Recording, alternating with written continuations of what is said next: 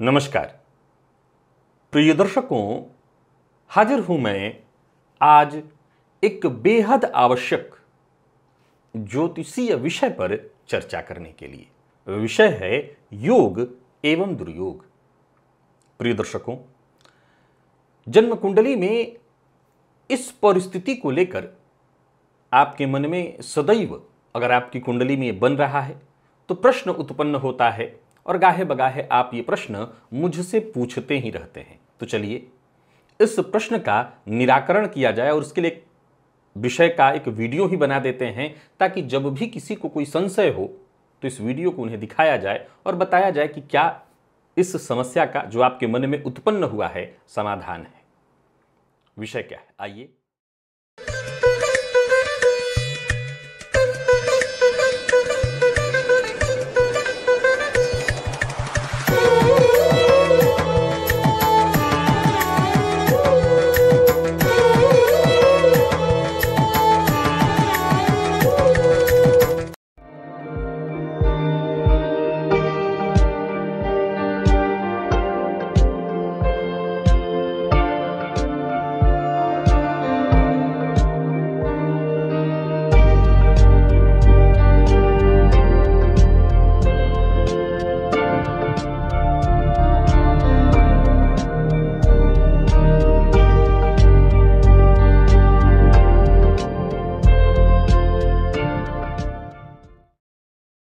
इस बोर्ड को देखिए। प्रिय दर्शकों, एक जन्म कुंडली का निर्माण है ये।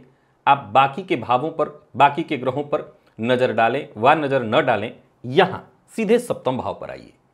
यहां पर आपको एक ग्रह स्थिति दिखाई पड़ेगी, राहु, चंद्रमा और गुरु। अब गौर करिए तो गुरु है 25 अंश 21 कला, चंद्रमा है 17 अंश 55 कला और राहु है 16 अंश 46 कला। ये तीनों के तीनों ग्रह मीन राशि में रेवती नक्षत्र में, गौर करिए रेवती नक्षत्र में, एक ही नक्षत्र में आपको दिखाई पड़ रहे हैं। फलतः यहां चंद्र ग्रहण योग का भी निर्माण है, गज केसरी योग का भी निर्माण है, तो वहीं गुरु चांडाल योग का भी निर्माण है। अब यहां पर जिनकी कुंडली में ऐसी स्थिति उत्पन्न है उनके मन में प्रश्न उत्पन्न होता है कि मेरी कुंडली में यह योग है या दुर्योग है। मैं गुरु चांडाल योग इसको मानूं, चंद्र ग्रहण योग मानूं या गज केसरी योग। प्रिय दर्शकों, आप बोर्ड पर इस भाव में, सप्तम भाव में चंद्र राहु की युति को देख रहे हैं। आप इसे नजरअंदाज करके अपनी कुंडली में भी देखिए। हो सकता है आपकी कुंडली में गुरु राहु की जगह राहु मंगल हो, राहु शनि हो, उनके साथ चंद्रमा हो, उनके साथ कोई और ग्रह हो, वहां योग कोई और बन रहा हो। और तो और छोड़िए, मान लीजिए कि जन्म कुंडली के इन्हीं भावों में, जैसे यहां मेष राशि बनी हुई हो और यहां मंगल बैठे हैं, मेष राशि में मंगल बैठे हैं तो कौन सा योग बना? रोचक योग बना।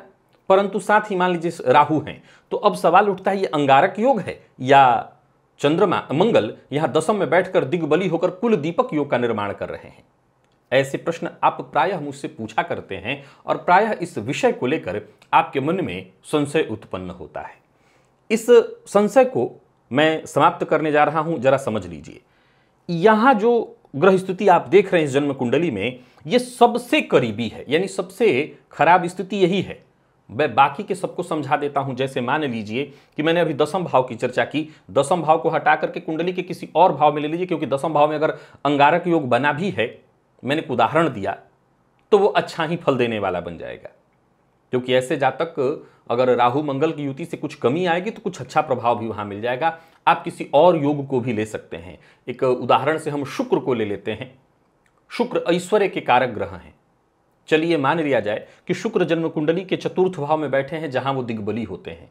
चलिए मान लिया जाए कि शुक्र लग्न में बैठे हैं जो जातक के व्यक्तित्व को बड़ा ही खूबसूरत बना देते हैं। चलिए मान लेते हैं कि कुंडली के सप्तम में बैठे हुए हैं शुक्र, और चलिए यह भी मान लेते हैं कि शुक्र स्वगृही हैं। तो प्रश्न खड़ा होता है ये मालव्य योग होगा अगर साथ में उनके राहु बैठे हैं, या ये लंपट योग होगा? प्रिय दर्शकों, इस विषय को समझिए कि ऐसी स्थिति में जब शुक्र आपको राहु के साथ दिखाई पड़ रहे हैं तो इसमें कहीं कोई दो मत नहीं कि वो मालव्य योग भी है और राहु के साथ हैं तो चरित्रहीन योग भी, ये दोनों ही है। जी हां, जब ग्रह एक साथ संबंध में आ रहे हैं तो योग का निर्माण तो होगा ही होगा, दुर्योग का निर्माण तो होगा ही होगा। हमें तो बस ये जानना है कि इस योग या दुर्योग का प्रभाव कितना मिलेगा। आपको जब भी आप जन्म कुंडली का अध्ययन करते हैं तो इस बात से ज्यादा लेना देना है कि कितने योग और दुर्योग बन रहे हैं, या इस बात से ज्यादा लेना देना है कि इस योग या दुर्योग का हमारे जीवन पर कितना प्रभाव है। अगर सामान्य शब्दों में कहूं तो एक व्यक्ति इन योग या दुर्योगों को जानने से ज्यादा यह जानना पसंद करेगा कि उसके जीवन पर कितना उसका प्रभाव है। अब मैं आपको बताता हूं। चलिए मान लीजिए कि लग्न में मालव्य योग है और राहु भी बैठे हैं, तो इसमें कहीं कोई संशय नहीं। परंतु यहां एक और बात जान लीजिए कि चलिए अंश देखना आपको बहुत जरूरी होगा। शुक्र के अंश को भी देखना है, राहु के भी अंश को देखना है। इसलिए मैंने जो उदाहरण लिया है यह बेहद करीबी है। एक ही नक्षत्र में तीनों ग्रह बैठे हैं, अगर एक ही नक्षत्र में नहीं है, दूरी है दोनों के बीच। आपको पता है कि राहु सदैव वक्र गति से उल्टी तरफ से जा रहे होते हैं, यानी अगर 6 नंबर में राहु आपको दिखाई पड़ रहे हैं और यहीं पर शुक्र भी आपको दिखाई पड़ रहे हैं, तो शुक्र इधर जा रहे होंगे और राहु इधर, दोनों विपरीत दिशा में जा रहे होंगे। अब यह देखना जरूरी है कि दोनों के बीच अंशवाइज दूरी कितनी है। मान लीजिए कि 20 अंश पर यहां पर आपको राहु दिखाई पड़ रहे हैं और इसी कुंडली में मान लिया जाए कि शुक्र जो है अभी 5 अंश पर ही है, अथवा 5 अंश पर राहु हैं और 20 अंश पर शुक्र हैं, तो ये युति हो करके भी ऐसा नहीं है कि जातक के लग्न में मालव्य योग है तो 100% पहले तो मालव्य योग का उसको फल मिलेगा। लेकिन अब चूंकि दूरी तय करती है योग के प्रभाव को, दूरी से तय होता है योग या दुर्योग का प्रभाव कितना मिलने वाला है। अगर 12 अंश के आसपास की दूरी है, 12 अंश यानी राहु और शुक्र के बीच 12 अंश के आसपास की दूरी है, तो फिर यह चरित्रहीन योग पूर्णतः लागू होगा। और मान लीजिए कि 12 अंश नहीं 10 अंश 20 अंश की दूरी है, यानी दूरी में 12 कर रहा हूं, 8 अंश और आगे चला गया, 20 अंश की दूरी है, तब तो यहां पर कोई चिंता की आवश्यकता नहीं है, चरित्रहीन योग नहीं बन सकेगा। इसमें एक और सिद्धांत हमेशा आपको लागू करके रखना चाहिए। चंद्रमा जब भी किसी योग या दुर्योग का निर्माण कर रहे हों तो वहां पर चंद्रमा की स्थिति को समझना बेहद आवश्यक होता है। मान लीजिए कि जन्म कुंडली में शनि 22 अंश पर बैठे हैं और चंद्रमा 2 अंश पर है, 20 अंश की दूरी हुई, लेकिन तब भी यह विष योग के रूप में मान्य होगा। क्यों? क्योंकि देखा जाए तो हमने सिद्धांत तो यही बताया कि 12 अंश की दूरी होनी चाहिए, यहां तो 20 अंश की दूरी है, तब भी क्यों मान्य होगा? क्योंकि चंद्रमा की गति बहुत तीव्र है। 3 से 4 घंटा बीतते बीतते चंद्रमा शनि के कहीं ना कहीं विशेष प्रभाव में 12 अंश के करीब पहुंच जाएंगे, अतः यह चंद्रमा के ऊपर अलग से लागू होगा। यही बात गजकेसरी योग के लिए भी ले लीजिए कि मान लीजिए कि 20 अंश पर गुरु हैं और चंद्रमा 2 ही अंश पर है, 18 अंश की दूरी हुई, तब भी यह गजकेसरी योग मान्य होगा। समझ गए? आप योग और दुर्योग दोनों को समझ लीजिए कि दूरी से यह तय होता है। लेकिन संशय तब उत्पन्न हो जाता है कि जब एक ही साथ 3 ग्रह युति बन जाए, यहां योग भी बन रहा हो, दुर्योग भी बन रहा हो, जैसे यहां पर। अब यहां पर क्या होगा? क्या यहां योग बनेगा, क्या यहां दुर्योग बनेगा? प्रिय दर्शकों, इस सिद्धांत को अब जरा समझना होगा। यहां पर अगर आप गौर करें तो 25 अंश पर गुरु हैं। 25 अंश के गुरु मीन राशि में तो बाल अवस्था के हो गए, यानी गुरु का बल कमजोर हुआ। चंद्रमा 17 अंश पर और राहु 16 अंश पर, यानी सामान्य शब्दों में कहूं तो यहां 16 अंश पर राहु का होना राहु को प्रबल बलवान कर रहा है। राहु प्रबल बलवान है। अब इन दोनों ग्रहों की अपेक्षा, विशेष करके यहां पर चंद्रमा को आप न्यूट्रल कर लीजिए, चंद्रमा को न इधर का सोचिए न इधर, क्योंकि चंद्रमा इन दोनों ग्रहों के साथ होकर के गुरु से प्रभावित होता है तो गजकेसरी, और चंद्रमा राहु से प्रभावित होता है तो ग्रहण। अब हम चंद्रमा को साइलेंट करते हैं और इन दोनों ग्रहों को पहले समझते हैं कि ये कैसे जातक को प्रभावित करेंगे। ये भी चांडाल योग का निर्माण कर रहे हैं। अब आप गौर करें तो 25 अंश पर जो गुरु हैं वो बाल अवस्था के हैं और 16 अंश पर जो राहु है वो युवा अवस्था का है। तो युवा और बाल में बली कौन हुआ? तो जो युवा है वो बलवान है, बाल कमजोर है। यानी यहां पर राहु का बल अधिक होने के चलते, अंश के चलते, यहां देखिए बैठे तीनों एक ही नक्षत्र में हैं। यहां गुरु हंस महापुरुष योग का निर्माण कर रहे हैं, यहां गुरु गजकेसरी योग का भी निर्माण कर रहे हैं, परंतु राहु का अंश बलाबल ज्यादा है, अतः ये राहु इन दोनों ही ग्रहों को विशेष प्रभावित करेगा। सो चंद्र ग्रहण का भी प्रबल प्रभाव जातक को देखने को मिलेगा और चांडाल का भी। तो अब सवाल खड़ा होता है कि क्या गज केसरी और हंस का प्रभाव नहीं मिलेगा? यही विषय आपको समझना है। प्रिय दर्शकों, मैंने इसीलिए कहा था कि आप योग जानना चाहेंगे या आपके ऊपर मिलने वाला प्रभाव। अब मेरा जवाब है कि यहां पर ग्रहण और चांडाल होने के बावजूद दुर्योग यानी दुर्योग का जो दुष्प्रभाव है वो बहुत कम होगा। कैसे? असल में देखा जाए तो ये राहु जो है गुरु के साथ गुरु की राशि में बैठकर के गुरुवत ही फल दे रहा है। एक और तथ्य है, ये कन्या लग्न की कुंडली मैंने ले रखी है। अब हर चार्ट आपके पास जो है वो कन्या लग्न की तो नहीं होगी, इसलिए मैंने सबसे क्लिष्ट चार्ट जो मुझे मिला था वो आपको लेकर के आया था ताकि हर तरह से आपको समझा दूं। अब राहु जो है कन्या राशि को अपनी राशि मानते हैं, फलतः राहु यहां लग्नेश भी है, परंतु वो गुरु की राशि में बैठा होने के कारण गुरुवत प्रभाव देने वाला बनेगा। फलतः जो चंद्र ग्रहण योग होगा या गुरु चांडाल योग, इन दोनों का दुष्प्रभाव कम होगा और यहां गज केसरी योग का तो प्रभाव मिलेगा ही मिलेगा।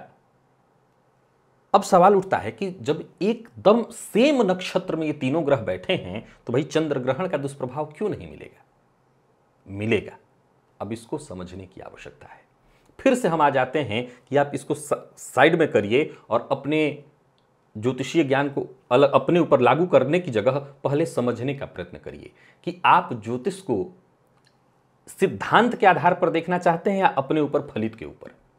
अगर फलित के आधार पर देखना चाहते हैं तो आजमा लीजिए, आपको उतनी मानसिक अशांति, क्योंकि राहु चंद्रमा की युति से जो चंद्र ग्रहण बनता है, शनि और चंद्रमा की युति से जो विष बनता है, उसमें जातक को भयंकरतम मानसिक अशांति और अज्ञात भय। राहु और चंद्रमा की जो युति वाला चंद्र ग्रहण बनता है, इस वाले में जातक को अज्ञात भय तो होता ही होता है। जातक बेहद चिड़चिड़ा, क्रोधी स्वभाव का और गलत कार्यों को करने वाला बनता है। लेकिन आप आजमा लीजिए कि इस स्थिति में इस दुर्योग का प्रभाव बेहद नगण्य होगा। अब बारी आती है पुनः इस बोर्ड पर आकर के समझने की कि ऐसी ही स्थिति है कुंडली में और इस पर कहीं से मान लीजिए कि अब यहीं शनिदेव बैठे हैं। दो तरह से आप इसको समझिए कि मान लीजिए यहीं शनिदेव बैठे हैं, तब क्या होगा प्रिय दर्शकों? तब बात बिल्कुल अलग हो जाएगी, तब प्रेडिक्शन बिल्कुल बदल जाएगा। क्योंकि अब केवल यहां अकेले गुरु अपना प्रभाव नहीं दे सकेंगे। राहु के चलते यहां पर शनि की दृष्टि भर पड़ने मात्र से इस जातक के दांपत्य से लेकर के सब जगह, जहां इस सूत्र को मैं सिद्ध कर रहा हूं, सप्तम में बता रहा हूं, तो जातक के दांपत्य को पूरी तरह से आप खराब देखेंगे।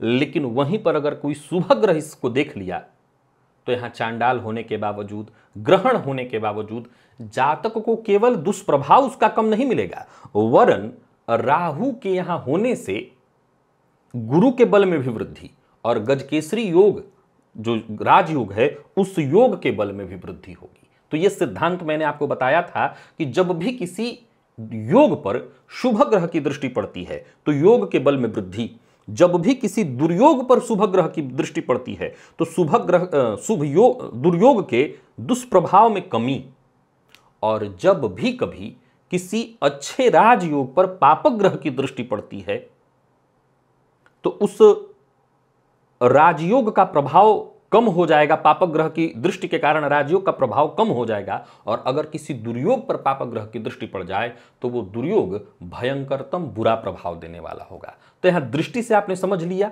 युति से भी आपने समझ लिया। अब इसी सिद्धांत को जन्म कुंडली के किसी भी भाव में रखिए और देखिए, अगर योग भी बन रहा है और दुर्योग भी बन रहा है तो आपके मन में संशय खड़ा हो जाता है कि हम योग को माने या दुर्योग को। मान्य तो दोनों है, पर प्रभाव की जब बात आएगी तो अगर दुर्योग और योग एक साथ बना है तो पहला प्रभाव तो यही होगा कि दुर्योग राजयोग का संपूर्ण प्रभाव जातक को नहीं मिल सकेगा। अगर ऐसी स्थिति है, यानी अंश बल बराबर है एकदम, दोनों तीनों ग्रह नक्षत्र वाइज भी एक ही नक्षत्र में बैठे हैं, अगर दूरी काफी है तब तो चिंता ही मत करिए। दूरी काफी है, चंद्रमा को छोड़कर बाकी ग्रहों के लिए कह रहा हूं कि दूरी काफी है तो ज्यादा सोचने की आवश्यकता नहीं। 12 अंश से ऊपर की दूरी है तो आपको दुर्योग को वहां गिनना ही नहीं है, पर 12 अंश के भीतर ही परिधि में ही ग्रह हैं तो वो दुर्योग मान्य होगा। परंतु अब यहां पर ये सारी बातों को मैंने इसीलिए एक जगह पर एक ही नक्षत्र में रख करके आपको समझा दिया कि स्थिति क्या बन रही है। अगर किसी शुभ ग्रह की दृष्टि पड़ी तब तो ये राजयोग और प्रभावशाली होगा, दुर्योग और कम होगा। इस बात को लेकर के प्रायः लोगों के मन में संशय हमेशा उत्पन्न हो जाता है। कई बार और भी ग्रहों को, चाहे वो शनि के साथ चंद्रमा को ले लीजिए, विषयोग है और विषयोग के साथ ही वहीं पर गजकेसरी योग बन जाए, या विषयोग के साथ ही वहीं शुक्र भी हो, तो ये मतलब नहीं है। पहले तो इस बात को लेकर के चिंता करने की आवश्यकता नहीं कि योग मान्य है या दुर्योग मान्य, पहले तो दोनों रहेगा। अगर दूरी ज्यादा है अंश वाइज 12 अंश से अधिक की दूरी है तो ये तय जानिए कि आप योग और दुर्योग दोनों के प्रभाव को नगण्य मान लीजिए। योग भी नहीं होगा, यह भी मैं बता देता हूं। ऐसा नहीं है कि केवल ये बात दुर्योग के लिए लागू हो रही है, राजयोग भी तब मान्य नहीं होगा और न फिर दुर्योग मान्य होगा। परंतु एक ही परिधि में है, एक ही नक्षत्र में है, तो यह देखना होगा कि किसका बलाबल वहां ज्यादा हो रहा है। अब यहां पर अगर आप देखें तो गुरु स्वयं के घर में बैठे हुए हैं, पर यहीं पर राहु भी बैठे हुए हैं। राहु इस राशि को अपनी राशि मानते हैं, परंतु राहु का मूल स्वभाव क्या है कि जिसकी राशि में होंगे उसी के समान फल देंगे। फलतः वो गुरुवत फल दे रहे हैं, अतः ये ग्रहण है, चांडाल भी है, लेकिन इतना बड़ा दुष्प्रभाव उसका नहीं होगा क्योंकि ये जो घटना घटित हो रही है वो गुरु के घर में घटित हो रही है। तो आज के लिए बस इतना ही, इजाजत दीजिए। आशा करता हूं इस सिद्धांत को आपने भली भांति समझ लिया होगा और आगे से जब संशय उत्पन्न आपके मन में होगा तो ये वीडियो प्लेलिस्ट में पड़ा रहेगा, वहां जाकर के देख लीजिएगा। मुझे इजाजत दीजिए, नमस्कार।